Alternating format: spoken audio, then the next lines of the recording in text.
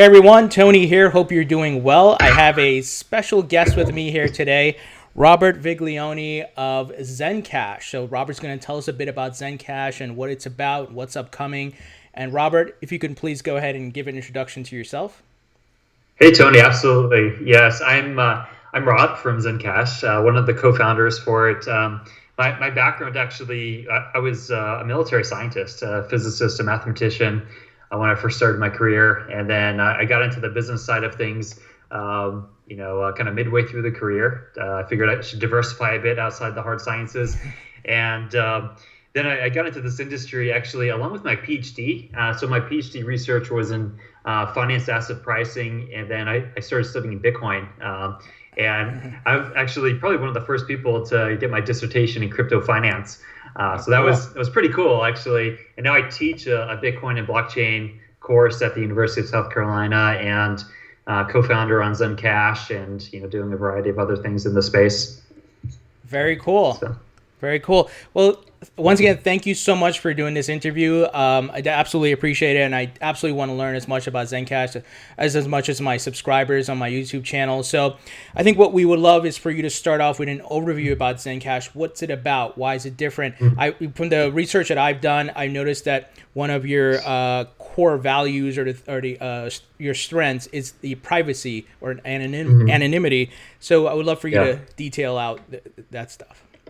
Totally. So actually, the way I look at it is our strength is really our team. So our team's pretty awesome. We have about 50 people already organized into 7 divisions in our organization. So we're super professional, and this has been a really big thing for us of actually trying to build a solid organization. And then our culture and our community are pretty amazing. So our culture is kind of like, we're trying to be the Zappos of the cryptocurrency world, where we're just way over the top, super nice and helpful, supportive. Sure. And we even stood up the first customer service desk for a cryptocurrency. We actually got running last week. So now even the exchanges have horrible customer service. And now we, as a cryptocurrency, you can reach real live people if you have a problem with like a wallet or some secure node or whatnot. So that stuff I think is a real strength. Technically, we're a privacy-oriented platform built on Snark technology from ZCash is kind of like the core transaction and anonymity layer that we have. But then we started building a whole bunch of other stuff that go beyond just being a cryptocurrency. So we're all about being like a massively useful platform, kind of like an infrastructure of this crypto, or crypto finance ecosystem. So we're actually doing a whole bunch of other stuff besides currency on the system. So we're building a decentralized version of Dropbox, right? Like a distributed file storage system, kind of like Coin, Filecoin, or whatnot, made safe. Sure. But it's being built on our huge node network right now. We have another application called ZenHide, which is goes to the core of what we're trying to do, where we have an application that we're building to help people access our network from countries that don't allow them to access all of the internet. So countries say like China, for instance, where we want to give them a censorship-resistant way to access the world, basically, and using our network to do that. And then we have a whole bunch of other stuff like a super secure chat protocol called ZenChat that we built right now that runs on Snark technology. And then another really big feature that differentiates us from, say, like a normal cryptocurrency is we've changed the economics of our system a bit, where we compensate people who run a full node with elevated security, like to have a valid TLS certificate. So now we we're actually the first to build this into a cryptocurrency protocol where we can have client to node and node to node encryption on the network. So you can actually, besides having a secure like Snark based transaction, you can do that secure transaction now on an encrypted tunnel. So that's just some of the ways. Then we have some really, really great roadmap stuff that we can talk about in detail that I think would differentiate us even further. Got it. Very cool. So it sounds like you guys have a lot of things in the works, and you're looking to disrupt a few different activities on kind of multiple fronts here, aside from just being in crypto. Okay, very cool. Very cool. Are there any competitors that you feel that are maybe on par with you, or you're just ahead of them that you think as far as would be your closest competitors that you think that you're ahead of? So it's honestly, this industry is so new. I view it as like a blue ocean where I don't really view as many competitors in the sense where if someone does well, we'll do poorly or they take market share. The way I view it is we're sort of collaborators. And clearly in the privacy space, these would be the projects that maybe closely align with us. So ZCash, for instance, I have just a ton of respect for ZCash as a transaction-oriented cryptocurrency. These guys hire some of the best cryptographers in the world. Like we're staffing up our own R&D division, but these guys lead the way on zero knowledge cryptography. So I really respect them. Other guys in the space like Monero, I think do a really good job of building kind of a useful privacy oriented cryptocurrency, and they're actually building out a sort of similar privacy ecosystem and not just a cryptocurrency, sort of what we're doing as well. So I definitely have a lot of respect for those projects, and we learned a lot from them. We learned a lot from Dash, actually. Sure. One of the first movers in this kind of anonymity space, and what they're doing with their treasury and their governance model. We're actually doing something that I think will be kind of next generation for that in terms of like voting systems and treasury allocations. But we still learn a lot from all of them, and I definitely support all of them and hope that they all do well. Got it. No, that's very helpful. I think for folks who are new to the market to understand where you're positioned and why they would choose you over some, once again, like you mentioned, like Monero and so forth. Now, you spoke to this, and I think you addressed some of this, but maybe in a quick takeaway, if we were to say, okay, what problem is ZenCash trying to solve? As far as not maybe super technical or detailed, but if someone were to ask you that, and maybe in a short few sentences, here's what ZenCash is trying to solve. Sure. The big problem is we're trying to tear down borders and give people access to a global economy. That's really it in a nutshell. And then all the things that you see we're building are in that direction, starting with the infrastructure and giving people access to it, because that's the key thing. If people all around the world don't have the same access to your system, then it's really not an equal playing field, and people don't have the ability to participate. So that's it in a nutshell where we're trying to go. And then we can talk about all the cool technologies and stuff that we build from there, but it starts with that premise. Got it. Okay, awesome. Do you have any rounds of funding? Anything you can share on that front? So my co-founder and I were all self-funded initially, but that was just to get things started. What we do, we have a bit of an innovative funding model. It's an incremental funding model similar to Dash, where for every block that's mined, 8.5% of the mining reward goes to a community fund, which is kind of like our venture arm to fund like developers, marketers, PR, and all of the R&D that we're doing. So we actually haven't had to look for outside capital, which has been really nice. Awesome. That's definitely a positive. As far as your partners, any partners that you currently want to highlight? Sure. Actually, the big partner that I love talking about is IOHK. This is the tech team behind Cardano and Ethereum Classic. So we have a really, really interesting partnership. Right now we have 2 ongoing R&D projects with them, since they've built up this huge pipeline of academics, researchers, scientists. So we're tapping into that, and we have one project is I think we're revolutionizing governance for how you allocate funds, and create a real DAO. So we have already a prototype that's in testing for how to build a game theoretic voting system into our protocol. And that's going to be a game changer, I think, because we need to remove humans from the loop, and you shouldn't have to rely on me or any other people on the team to make sure we're using funds appropriately. It should all be at the protocol level where the community directly participates in these decisions. So that's something that's the first project we'll have delivered from them in prototype form, and then we'll have our engineers integrate that into our protocol.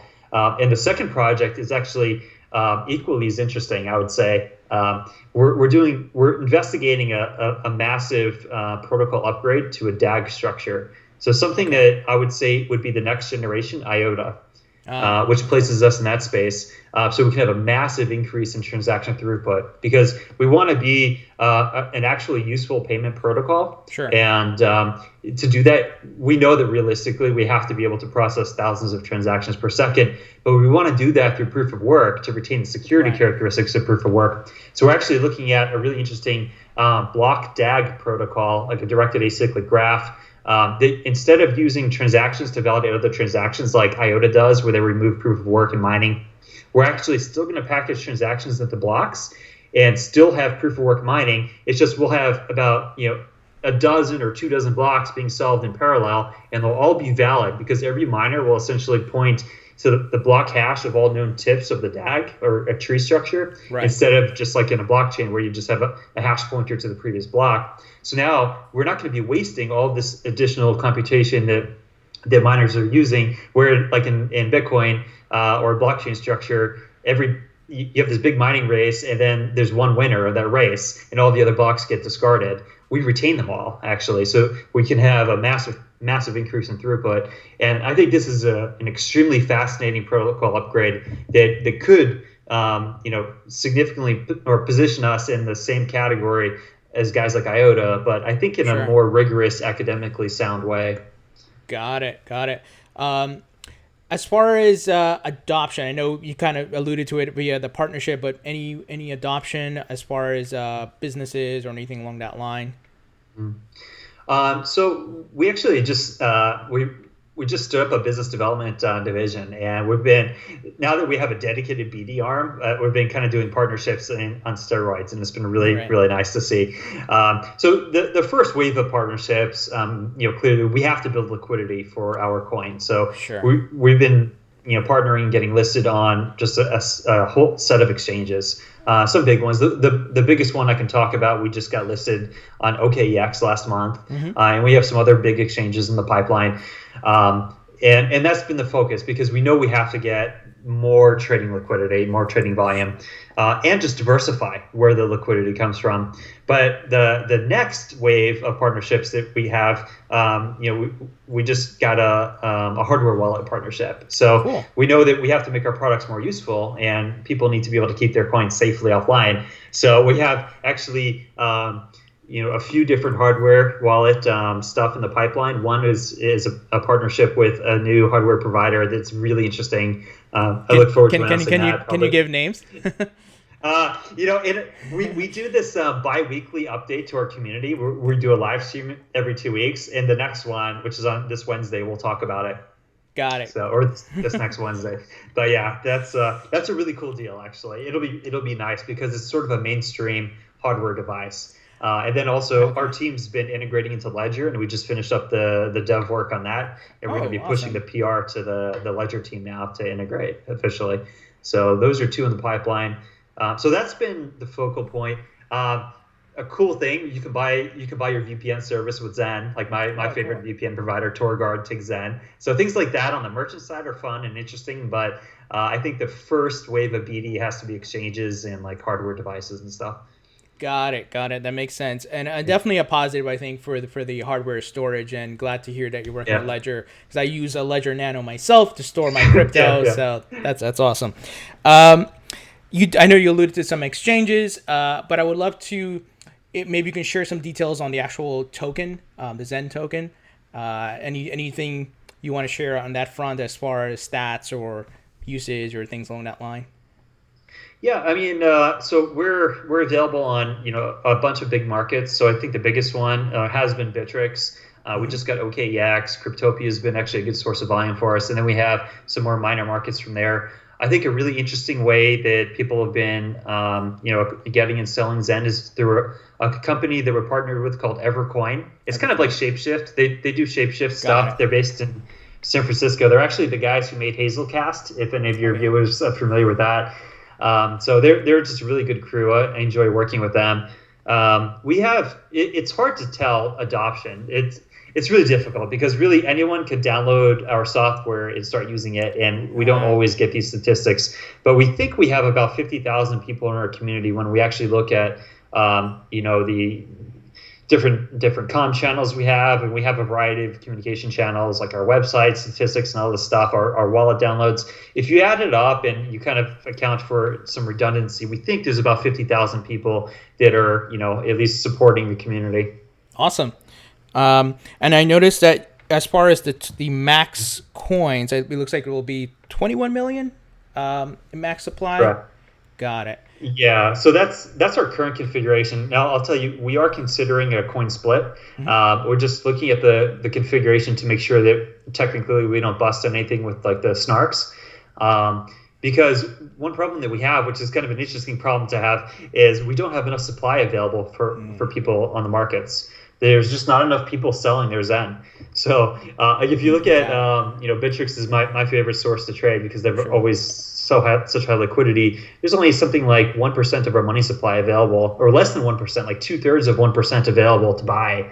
So that's been really challenging is as we start doing things where maybe there's some elevated staking requirements for some of our products, there's just not enough stake out there for people to buy. So we're thinking now, this is like an economic trick. If you do a 1 to 1,000 trick, you're not really creating new supply, so we're not diluting supply. But nominally, at least I should say, things do look like there's more supply out there, so people maybe have more tokens to trade around. But maybe we can induce people to sell a little bit more. I don't know. Got it. Yeah. So as far as the 2018 roadmap, what can we expect from ZenCash this coming year? Maybe major milestones or upcoming major releases, whatever it may be. Yeah, so we have a few really big things going on. One is we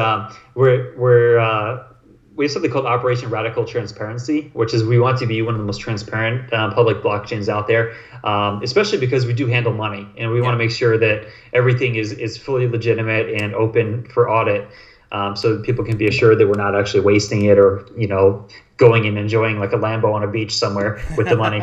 So Operation Radical Transparency takes a few different angles. One is we just brought on a CPA and a certified fraud investigator onto our team to really start digging in and setting up, legitimate accounting records. And then we're designing software to be public facing so that it'll aggregate and have a nice little GUI interface for people to see what we're spending money on in a way that still preserves privacy for our team members, right? We don't want to share like all of their private details, but we want the community to know like, hey, look, we're spending money on a team. Here's the composition of the team. We're paying them market labor rates. You can kind of audit that and then look at the spending categories, look at what we're spending on marketing, look at what we're spending on PR and so forth.